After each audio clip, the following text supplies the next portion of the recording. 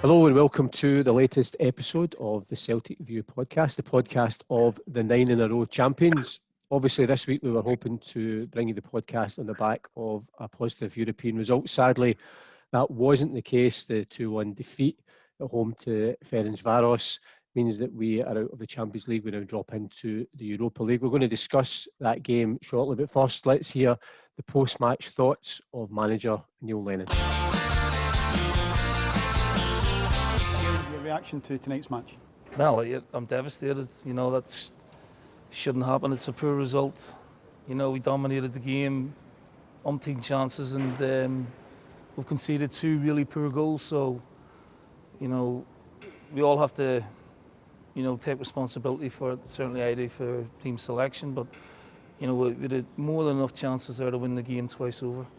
In terms of the goals, is it more disappointment or frustration in the nature of them? Yeah, really poor. The first one, it's only Brownie trying to get out. There's another 4 or 5 have gone wrong side for some reason to get out of the ball. And then the second goal's, individual error, which we should have dealt with comfortably. Now, the winning goal came at a time where we had what appeared to be complete control of the match. Yes. And against the run of play. Is that concentration that you spoke of before the match? No, it's just a basic mistake. I'm sick of seeing, us making basic defensive mistakes. We did the same against Copenhagen when we were on top. Sometimes you can't legislate for that. He's in the right position. All he has to do is deal with it, and he doesn't, and we get punished for it. But in the final third, we should have been better as well because we had so many opportunities to score. And it's a difficult one to take. It's very early in the season, so you have to pick up, which I'm sure is a hurting dressing room at the moment for what is a big season ahead. Yeah, the players need to, buckle up. They've been okay, and some of their attitudes has to be better. They want to come and want to play for the club, and just detecting a little bit of malaise sometimes among them, and sometimes they're not as good as what they think they are. So we have to, analyse where we went wrong, and then make a decision to remember as we go along. Thanks for your time, Neil. Cheers. Tony, you were at the game last night covering the game for the Celtic View and the Celtic website, and I mean you can hear the disappointment, the frustration, I suppose the element of anger in the manager there, and it was a game that he knows, we all know, we should have won, and really disappointing in the manner in which we were knocked out. It was, yeah. It wasn't the best of starts with them scoring, but I thought we responded well and we were creating chances. James Forrest tested the keeper. Greg Taylor whipped in a good cross as well. So there were a few chances. I thought we definitely could have been playing better, but maybe unlucky not to go in level going into half time. But they were just really well organised defensively, and Celtic looked to be sort of struggling for creativity in the final third. So it was just wasn't the best of watches. I don't know. I've not really taken stock of it yet. It's just sort of wallowing and disappointing, as I'm sure that the manager and the players are as well. I suppose Joe, kind of Tony alluded to it, and especially if we didn't get off to the best start. And again, the manager spoke about the frustration of the goals that we lost. The first one, the ball broke out to the edge of the box, and there was nobody to cover the shot. The second one, he'd obviously mentioned, was an individual defensive mistake. But certainly in the second half, it felt like we were laying siege to the goal. We got that break with Ryan Christie's goal. We created chances, hit the bar, we had a goal in the back of the net that probably was onside, and you kind of felt that they were kind of hanging on, but then just that long ball over the top. And I think that's the frustration. It wasn't like it was a great goal to undo us, given the fact we were dominating the game. Yeah, I mean, just kind of building on what Tony said there, to lose the early goals, never a good start, but Celtic really took the game on from there. They had plenty of chances in the first half, they had plenty of chances in the second. The first goal, which the manager had pinpointed, was disappointing because it wasn't really shut down. But it is a cracking finish. It is a good finish, which is well beyond the goalkeeper. He struck it really sweetly. The second goal is something which, whether it be an individual error or whoever it's kind of fallen on. It's a goal which Celtic really should be dealing with. It felt like there was plenty of time to get that ball clear, but yeah, it kind of came from nowhere. But credit to the visitors, they sat in, they dug their heels in, and they caught Celtic on the counter. maybe a lapse in concentration, or whatever you want to call it, but it has cost Celtic dearly. Because I didn't feel, Tony, that, I think they started brightly, but I think as we get into the game, we were certainly, a much stronger team. I think their manager said after the game that's the best team, even given their exploits in the Europa League last season. We were of a better standard than the teams that they'd played, and there was slight an element of he kind of realised they'd maybe got that lucky break, because certainly at the point when we'd scored the equaliser, you did feel that another goal was coming. Yeah, I think Celtic's dominance really showed in the second half, towards the end of the first half, and then in the second half as well. And like Joe said, they dug their heels in and they were trying to catch us on the counter-attack. But for most of those attempts, it was just sort of easily dealt with. Julian just heading it back down to Brown and then restarting again, trying to create something. It was just sort of lacking the creativity. But when you look back on it, we did create chances. It's not all a case of bad luck. This Celtic team is definitely capable of far more, and they'll know that, and they'll be disappointed. But you could see in the reaction of the visitors as well that they didn't expect to win this, coming up against a Celtic side and having to deal with them for 90 minutes. They really felt, I think, that they came out on top as underdogs. And I suppose, Joe, now we drop into the third qualifying round of the Europa League. The draw for that is next Tuesday. There is an outside chance as well we might go straight into the playoff, because I think two of the teams will just be they'll be drawn randomly out the hat and they may get a buy into the next round. But we'll know on Tuesday what our fate is in the Europa League. But potentially two more, another knockout tie, and then a playoff home and away leg to get to the group stages of the Europa League. Yeah, I actually think the playoff in the Europa League is single leg, unlike the Champions League, so it is two single leg games. Last night is disappointing, no matter how you look at it. To go out at this stage is disappointing, but it's something which the players and the manager need to move on from now. With a great run, specifically in the group stages last year of the Europa League, and they'll be gunning to whether they get that bye to the playoff round or whether they need to play the extra round as well. That's where the focus needs to be in Europe this year. It's not Champions League wasn't to be this year, but it's shown before that they can do well in this tournament, and that's got to be the full focus. One of the players last night that was playing, Moy El-Yunusi, he's on the cover star of this week's Celtic View. You spoke to him for the Celtic View. He'll be, he looked a threat down that left-hand side. Obviously, he's talking in the View about his hopes for the season, both domestically and Europe. So again, we've already said it, like the rest of the players, there'll be a real frustration that they didn't get the job done. Yeah, and I think with El-Yunusi in particular, I'm sure we spoke about this last week, he, with his injury last year, felt like he had more to prove, extended his loan for a second season at Celtic, and so far this season has looked good. He was one of the players which looked handy against Ferencváros, and had a few chances himself, some really good movement. He obviously started well against Rekovic last week with his 2 goals, and is really looking to push his stats and his goal tallies and assist tallies. He's obviously linking back up with Albion Ajeti as well, and I think he's got a real point to prove this year. He'll be disappointed that Champions League football isn't to be this year, but in terms of pushing in the league, pushing in Europe, it's still, in terms of Europa, all to play for there for him. I suppose, Tony, when the team was announced last night, the big absence was Odsonne Edouard. The manager had kind of said at the end of his press conference the previous day, when he was asked just about the state of health of the squad, he just mentioned that Odsonne had taken a knock at Tannadice.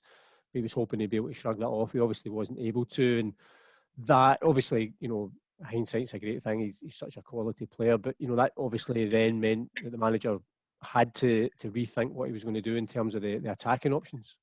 Yeah, it did, and you can tell from the fans' reactions that they're not happy with how the manager set the team up. But I mean, the manager sees a lot of the players in training. He'll know that maybe this game wasn't right for Klimala, or Ajeti's still not on the pace quite yet. And Brian Christie is capable of scoring plenty of goals, great goal scoring records. But he admitted himself in hindsight that he maybe would have set up the team differently. So. But we've got good strikers there, and they're only going to improve as the weeks and the months go on. So while it might not be the best situation right now, as the season goes on, we're going to have a good few strikers, and they're only going to be getting better as well. And I think it's a lesson learned from this, the manager will, he says we'll analyse it and we'll look to make the changes moving forward. So it's not like he's going to keep making the same mistakes. The team's always learning, they're always improving. Neil Lennon's always learning, improving, and understanding the players better. So, they're, in the long term, they're going to be positives to take from this disappointment right now. I suppose, Joe, kind of similar to last season where we ended up dropping into the Europa League, ended up, had a really good group stage campaign. Initially, after a result like that, there is obviously that disappointment and I say frustration, but the team has to move on. We're going to have a Premiership game at the weekend, then a break for the international games. But obviously, the focus when it comes around to Europe is making sure we're in the group stages of that competition. Yeah, that's it. As fans ourselves, I mean, we're all disappointed with how Vegas exited the Champions League this year. It's not to be this year, I've said that already, but there's still so much to play for. Sometimes it feels hard to see that when you do face those disappointments, but we're back into domestic action at the weekend. Europa League all to play for there. We've got last season's Scottish Cup still to play, and of course the domestic competitions this year, not to mention quite an important league campaign ahead. So there is still loads to play for. We accept that defeat, we accept the disappointment which comes with it, and then we have to move on. It's the same whenever we've faced disappointments in the past. There is still so much to play for and so much to be excited for this year. It's just getting to that stage. I'm sure the players, the manager and the fans will be looking to bounce back with a positive result at the weekend. And just one final thing just on that game, that and we are in terms of the reality of not having fans in just now. There's a test rugby game in Murrayfield on Friday night. Celtic's, I think, application or suggestion of having the game this weekend as a test game was rejected by the Scottish Government. You kind of felt last night, particularly after we got the equaliser, that having the fans there, Tony, would have just given us that wee bit of momentum to go on and get the second goal. I think so. I remember speaking to players, and they've all kind of spoken on it now as time's gone by.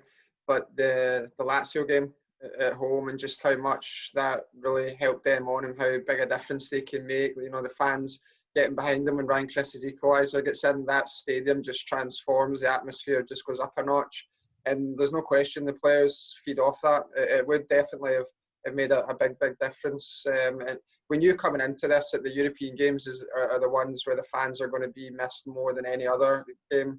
The standard there and the challenges there and the sort of unfamiliarity with the teams you're coming up against. The fans play a really big part in that. So yeah, as we thought, they were really sorely missed last night. Well, we will return to domestic action this weekend. This Sunday afternoon, we'll play Motherwell. They're actually in action as well this week in the Europa League. They play against Glentoran, so they will be the visitors to Celtic Park. We're going to have a look forward to that game and get the thoughts of Tony and Joe shortly. But also, in terms of Motherwell, there was big news just after the Ferencváros game, and the fact that David Turnbull has joined Celtic. Of course, last season that transfer fell through. He needed knee surgery. He's worked his way back to full fitness in the early season, although Motherwell have struggled a bit. He's looked very impressive, and so he's now managed to seal that dream move to the home of the Scottish champions. We're going to have a chat about him and what he can bring to the team, but first let's hear from the new boy from his very first press conference as a Celtic player. Yeah, it feels brilliant, just kind of after what's been on, everybody knows, and just it's been a crazy week as well, kind of up and down the country, so it's delighted to get it done after all. Yeah, a long 14 months. Did you always believe that this was where you'd be sitting? Yeah, I always had in the back of my head what I wanted to achieve, and obviously after what happened, just it's great to kind of top it off really. How easy is it going to be for you to break into this team? Well, that's just down to the manager and the coaching staff. I'm just here, I want to play as much as I can. They'll give 100% and train every day and kind of look to kick on and just give competition in the squad. Is there a sense of relief now that it's finally all settled? Yeah, you could say that. Just after all the talk, and there's last season, and then there was also some talk out last week and stuff. It's just it's good to get over with. It must give you real confidence that a club like Celtic really want to have you in their squad. That must give you a lot of confidence. Yeah, it gives me confidence. It's a huge club, obviously. Everybody knows that, and it will give me confidence going into training and games that they were looking to sign me even last year and this year as well. So delighted. Joe, I mentioned there just before we heard from David Turnbull the fact that last season he was on the cards to join Celtic, and then obviously he then had to go and get surgery, and he's worked his way back to fitness. Obviously that tells you everything about his character, and again, Motherwell have maybe struggled to get the momentum going that saw them finish third last season, but he's certainly an exciting young player by not just from what Celtic fans see, but I think across the board, people who are watching Scottish football say that we've got a really good player in David Turnbull.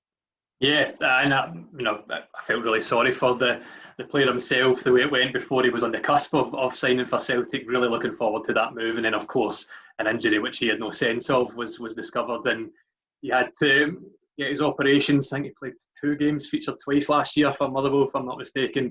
So out for the remainder, just recovering, getting into his rehabilitation, and then getting back to fitness. To see him now being noticed again by Celtic and then brought into the club, I'm sure he'll be delighted with that. As you say, Motherwell have had a bit of a kind of checkered start this season. They've not really kind of hit the highs that they had at the stretch of last season, the last few games, which saw them kind of at that end of the table. But with David Turnbull, he is a real prospect, a real energetic looking player, and I wish him all the best here at Celtic, and I'm sure he'll be dying to make an impact as he has done at Motherwell. And I suppose Tony, he's a young Scottish player who'll be wanting to make his mark in the Scottish Champions. But I always feel anyway that every time we get a new player, it just kind of lifts the squad, because it's someone else to help in terms of what they want to achieve this season, and probably in the back of there'll be real disappointment within the dressing room this week. That things like that can definitely help. It would, wouldn't it? Yeah, it's good timing for him to come in. He'll have been dreaming about this moment for years and years, and to get to this point now, to be like training with his teammates, and to see that standard as well. It's something we hear a lot of the new players mention. It's just that the standard in training is higher than they expected. So that'll do him the world of good. He'll want to impress as well. Other players will be looking at him during the training sessions and trying to match his enthusiasm as well. So he's only going to bring positivity, coming in and meeting his new teammates and wanting to impress. It's definitely exciting. It's what we need at this moment in time.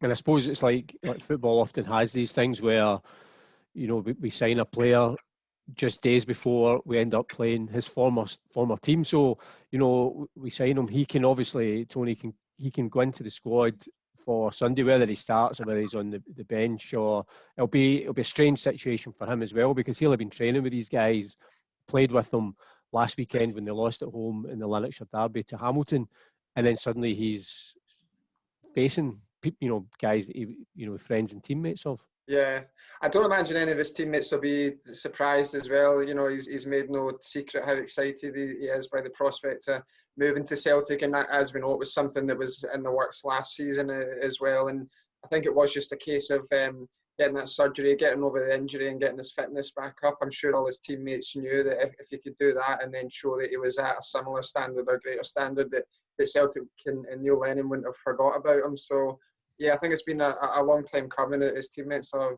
had ample time to say their goodbyes. I'm sure they'll be quite happy for him, given the struggles that he's went through. He seems like quite a popular player in the team and well liked by his teammates. One thing I was thinking for Sunday, obviously, Joe, we have to bounce back with a win after the disappointment against Ferencvaros. I mentioned that Motherwell are playing in Europa League against Glentoran. It's maybe something that their players aren't so used to, of that kind of Thursday, Sunday.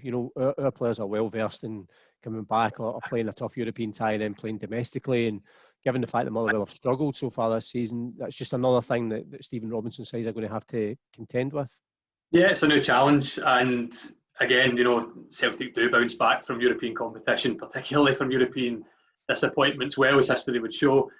Motherwell, as you said, they're not necessarily used to this, but like we've already seen this year, particularly at Tannadice at the weekend and at Rugby Park a few weeks ago, like when the teams come up against Celtic, who are the underdogs to win, they do want to dig in, they do want a point to prove. So regardless of how Motherwell are feeling, I'm sure they'll come to Celtic Park, with a point to prove. They'll be wanting to do the best they can, as they always do, with some really favourable results against Motherwell in the 3 games last season, not least the 4-0 win back in February. Celtic dominated from start to finish. And Neil Lennon will be looking for his players to both respond to the European or the Champions League exit, and try and replicate some of that form that they showed against Motherwell last season. You're going to be covering the game at Celtic Park for the View and for the website on Sunday. Would you expect the manager to change the starting 11, freshen up again? Just looking, obviously it's different opposition, so maybe that will have a reflection on how he sets the team up. But obviously the fundamental thing is that we get the 3 points. Yeah, I think the manager knows what he's doing with the team selection. I think just looking at the performance against Ferencváros, Jeremy Frimpong, when he came on, for example, looked really energetic, really lively, and maybe in a game where you would expect Celtic to be playing most of their football on the front foot, having Frimpong on that side, causing that ball down the right flank, in a game where Celtic are pressing the game high up the pitch, might suit better. But yeah, I mean, I don't really. Neil Lennon and John Kennedy and Gavin Strachan will be picking a team to win, and that's the bottom line. Bouncing back with a positive result is something which the manager wants, the background staff want, the players want, and us as the fan wants. And yeah, they'll do everything in their power to do so, I'm sure. And it's not quite a seamless link, but you mentioned Jeremy Frimpong, and he is the cover star for the match programme for Sunday. You can get a print copy of that. You can order that. Also, for all season ticket holders, as part of the Pass to Paradise, you'll be able to access from either Friday night or Saturday morning a digital version of the programme. Jeremy Frimpong is interviewed in that. I know, Tony, you spoke to Tom Boyd for the programme as well. Obviously, Celtic legend, also a Motherwell legend as well. That's where he started his career. There's no doubt where his loyalties lie, and they always lie at Paradise. And I was quite impressed that you managed to do a whole interview with him and avoid him absolutely slating the match officials. I think he saved that I spoke to Matt Tannadice before the game, so he was saving any sort of criticism towards the referees for when he gets on air, and that's when he sort of unleashes. But it's amazing speaking to him. It's someone, I'm 32. I grew up and seen him as a Celtic captain, someone that I idolised, and being familiar with him, and he'll see you and say, "How you doing, Tony?" It never fails to kind of move me. Like this person that you look up to so much is so down to earth. It's always great talking to him. He speaks well, and it was nice hearing a wee bit about how he felt towards Motherwell. He was talking about just how grateful he is that they gave him his professional start. But he didn't really talk about them for much. Just keen to move on and talk about Celtic and how they're doing this season and the sort of challenges they'll face, like Joe said, with teams coming and sitting in. And I think the Motherwell game had just finished at that point, so that was them still without a win. So they're going to come and be hungry and desperate to sort of prove a point and really kick their season off with a big result against Celtic. So they'll be fired up for it as well.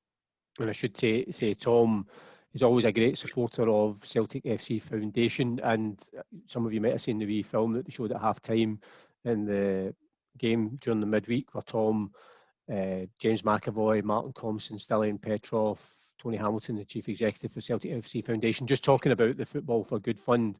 I think it's up over £700,000.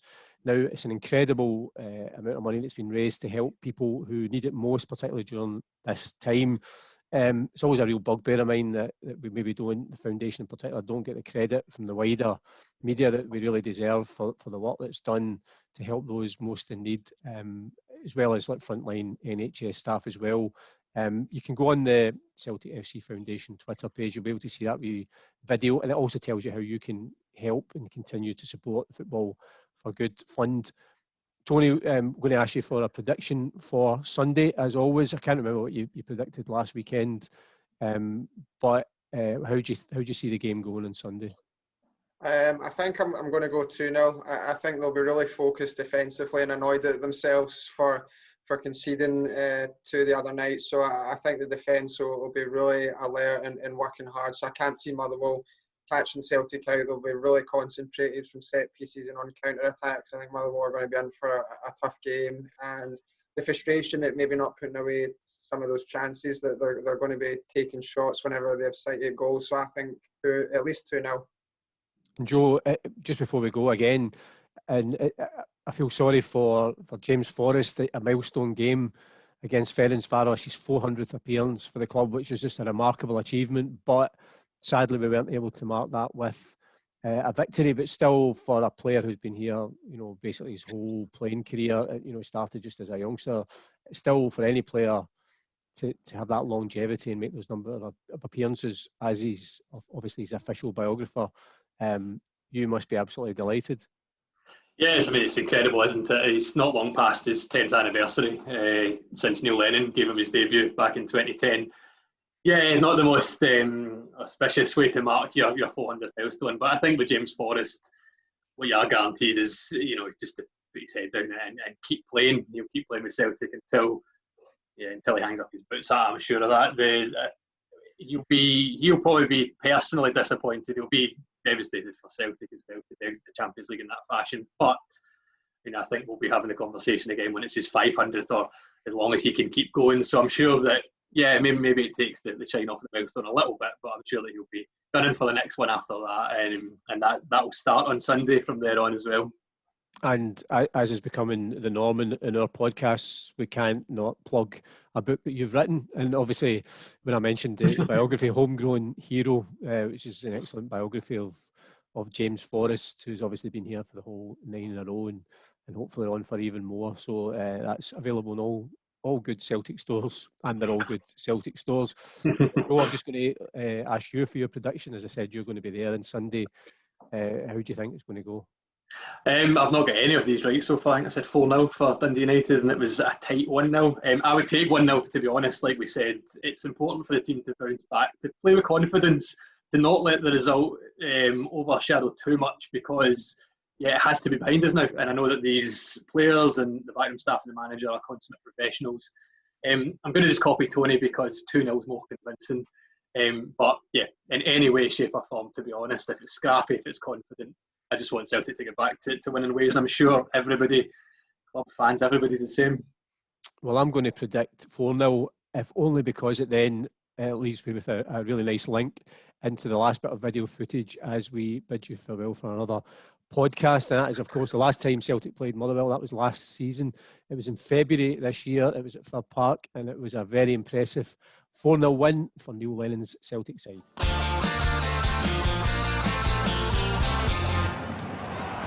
Over the halfway line, Campbell pressed by Lee Griffiths. That's wonderful play there from the Celtic number 9, and suddenly Celtic on the attack. Edward to McGregor. McGregor edge of the box. He's got Edward inside. Still McGregor plays it to Edward. Side foots. It's a chance. Of course, it's a goal. It's Hudson Edward. He gets the break of the ball, and at the second attempt, no mistake. And Celtic, with 8 minutes on the clock, are leading by a goal to 0, and it's the French striker with his 23rd goal of the season. McGregor and Edward bursting forward. McGregor does well to carry the ball just into the box. He rolls it to Edward. The first attempt is blocked, but the French striker's there just to coolly tuck that one home for his 23rd of the season. Here come Motherwell again, trying to fashion a chance before the break. Well clipped across. Celtic, plenty of bodies behind the ball, and eventually it breaks towards Aarons. He's onside, and it's saved by Fraser Foster. Well, there's like a pinball in there. It breaks to Aarons, denied by Fraser Foster.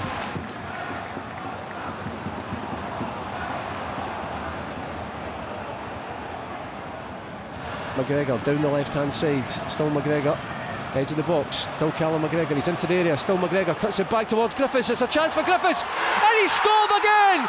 McGregor once more with the assist, and this time it's Lee Griffiths. He just side puts it beyond Mark Gillespie. 5 minutes of the second half gone, and it's Celtic 2, Motherwell 0. Such an important goal, and that was brilliant from Callum McGregor, just to showing good strength and good pace, and eventually manages just to cut a great pass back.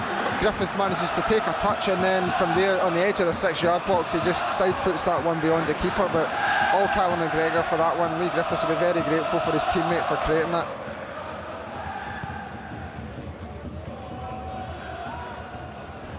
Here comes Celtic again. Griffiths holding off his man. Bruce rolls it on towards Incham. Incham, first time to the far post, looking for Hudson Edward.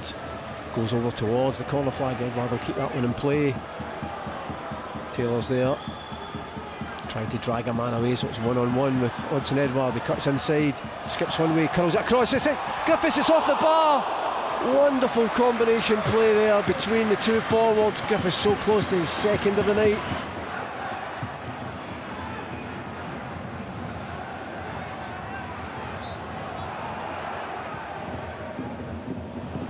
Wonderful pass forward there from Ayer to Edward. Edward can roll into the path of Incham. It could be number 3. Oh, he's blazed it over. That should be goal number 3, and that would have been one of the goals of the season. I don't think Incham can quite believe it. It was the pass from Ayer, the flick from Griffiths, the lay-off from Edward. And Odsonne Edward, well, we've seen him, and Olivier Incham blazes it over when it should have been a goal. Still Forrest into the area, turns back across to Incham, now to McGregor. Brown back to Incham. Forward towards Forrest, flicked inside to Christie. Christie back to Forrest. Good play from Celtic. Forrest across now to McGregor. Volleys it. Oh, that's a wonder goal from Callum McGregor. The play was exquisite. The finish was divine. Callum McGregor, 2 assists and an absolute belter. Celtic 3, Motherwell 0. That was world class from McGregor there. Just that first touch there to tee himself up, and then he smashes it on the volley past the keeper from just inside the box. What a finish, sensational, and what a way to cap off a wonderful bit of build-up play there from Celtic. Some great passing. Could Odsonne Edwards make it 4 on the night? Another free kick. We know how deadly he can be from set pieces. The Frenchman steps up. Oh, he does! That's unbelievable. He shoots, he scores. Celtic are in dreamland. He's done it again, unbelievable. What a free kick, just getting it up and over the wall there. A fantastic finish. He's just, what a run of form he's on just now. It's an absolute joy to watch with Edward. Just so cool, doesn't need to blast that one, he just places it. The keeper's trying to line up his wall, but the wall's not going to stop that when he manages to get it up and down like that. It's just incredible.